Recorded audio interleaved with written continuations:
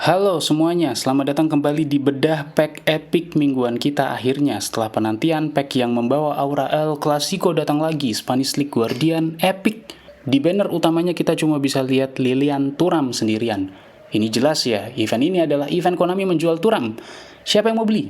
By the way, dari awal pack ini rilis, rekomendasi gacanya ada di bintang 3, artinya dia patut diperhitungkan kalau koin kalian tebal, tapi kalau mau di skip buat nunggu yang lebih broken, ya sebetulnya nggak apa-apa ya, skip-skip aja sih.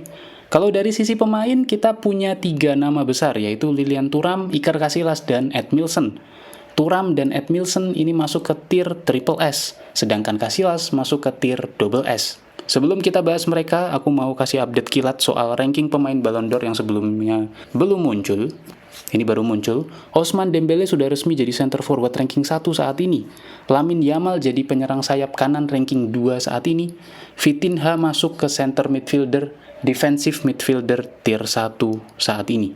Nah, kembali ke pack Guardian ini, kenapa dia cuma bintang 3? Kita lihat komposisinya ada 2 Triple S, 1 double S, lalu sisanya 5 pemain grade A dan 3 pemain grade B. Tingkat probabilitasnya sama ya, seperti pack-pack pada umumnya. 2% untuk pemain epic. Mayoritas voters juga bilang kalau punya koin lebih silahkan gacha, kalau enggak ya sudah. Karena kan cuma bintang 3 ya. Mari kita bandingkan satu persatu, biar jiwa mendang-mending kita bisa tenang. Kita mulai dari kiper ofensif Real Madrid yang legendary, Iker Casillas. Dia ini kiper paling muda di pack ini, usianya masih 18 tahun. Sebetulnya bukan paling muda di pack ini ya, mungkin paling muda seantero pemain epic dari sisi kiper. Dia punya special skill GK Directing Defense, yang mana aku nggak tahu ya fungsinya tuh buat apa, tapi ya udahlah special skill buat kiper gitu.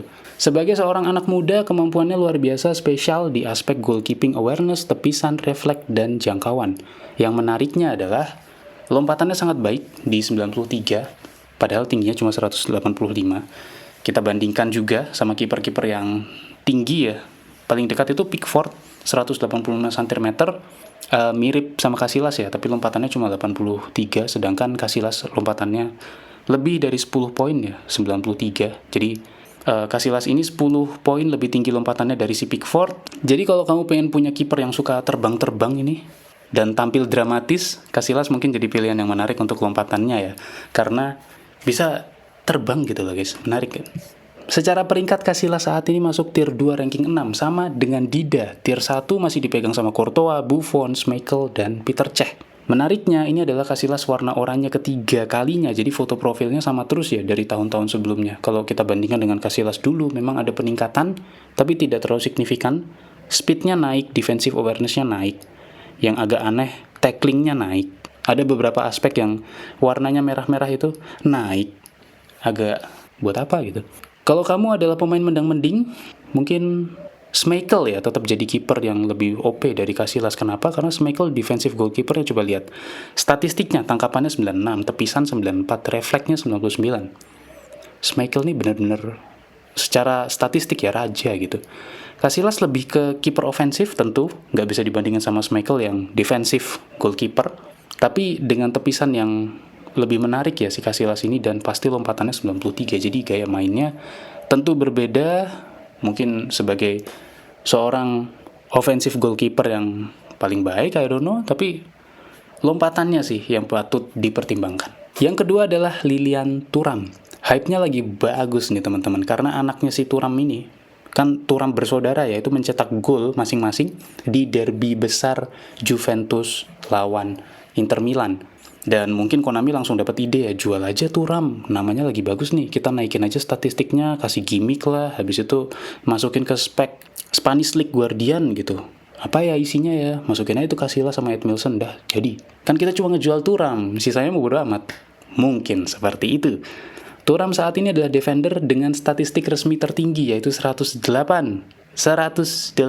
center back 108. Dia punya double special skill yang sangat melengkapi. Fortress aktif di babak kedua untuk jalur darat, dan Aerial Fort aktif selalu untuk mengamankan udara. Jadi dia adalah destroyer yang lengkap, bisa bermain di center back dan back kanan.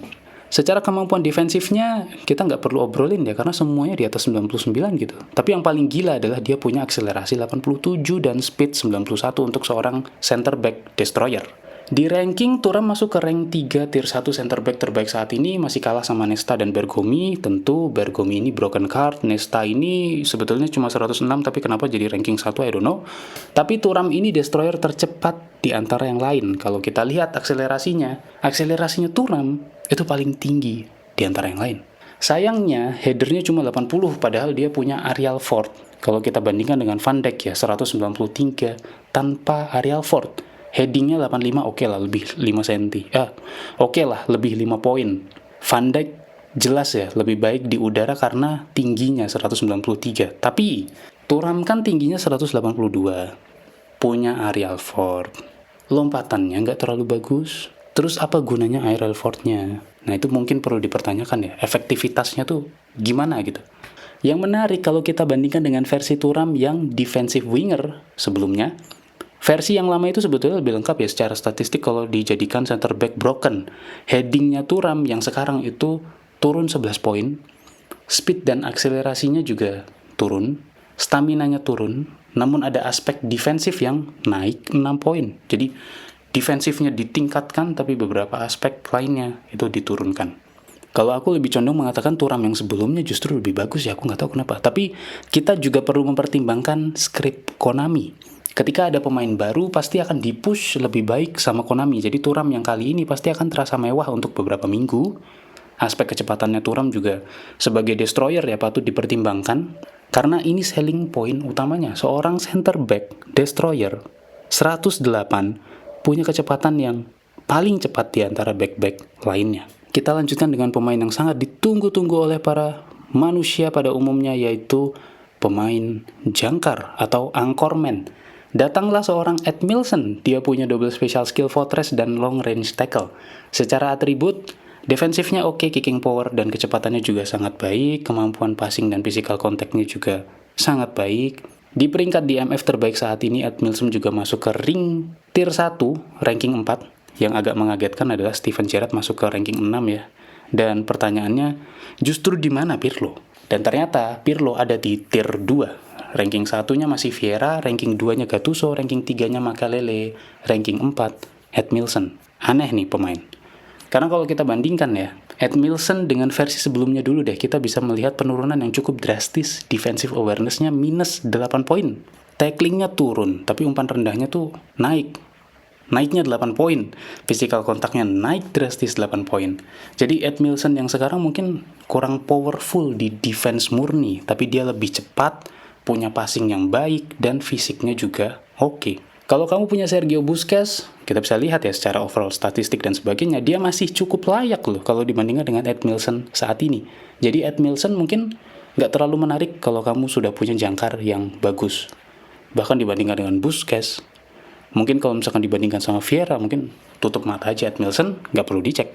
Kesimpulannya dari aku setuju dengan para voters dan websitenya ya, kalau pack ini sebetulnya bintang 3, tidak terlalu direkomendasikan tapi bisa dipertimbangkan. Karena Casillas bukan kiper terbaik secara statistik, tapi kiper ofensif terbaik saat ini. Terutama lompatannya juga bisa bikin dia terbang ya, 93 lompatannya gila. Thuram sangat menarik, kecepatan destroyernya juga sangat baik. Tapi kemampuan Arial Ford-nya yang kurang meyakinkan, ini perlu dipertanyakan. Edmilson ada peningkatan, tapi secara overall pemain jangkar saat ini masih kalah dengan pemain tahun lalu, seperti Vieira bahkan Busquets. Tapi aku jujur ya, dari sisi aku pribadi aku merasa sangat tertarik sebetulnya. Bukan cuma karena statistiknya, lebih karena di dalam satu pack ini ada pemain Real Madrid dan Barcelona. Yang mana aku lagi melengkapi kartu itu, dan ketiganya aku belum punya kartunya sama sekali. Jadi ini bisa jadi momentum buat aku untuk melengkapi kartu-kartu tersebut. Cuma kembali lagi, dari statistik, jiwa mendang-mendingku meronta. Thuram sangat bagus, sangat menarik, tapi sayang, Arialnya kurang. Casillas bagus, sangat ingin diriku, tapi skinnya Casillas warna oranye ketiga kalinya. 3 tahun warnanya oranye semua, apa nggak males itu. Tapi aku kembalikan kepada kalian. Kalau kalian gacha, tolong share di komentar ya, rasanya Thuram yang baru ini seperti apa. Dan apakah Arial Ford-nya itu ngefek atau tidak. Mungkin itu teman-teman, setuju nggak sama aku terutama sama review pack ini, atau kalian punya pandangan sendiri, tulis di kolom komentar dan kita bahas bareng-bareng. Terima kasih semuanya.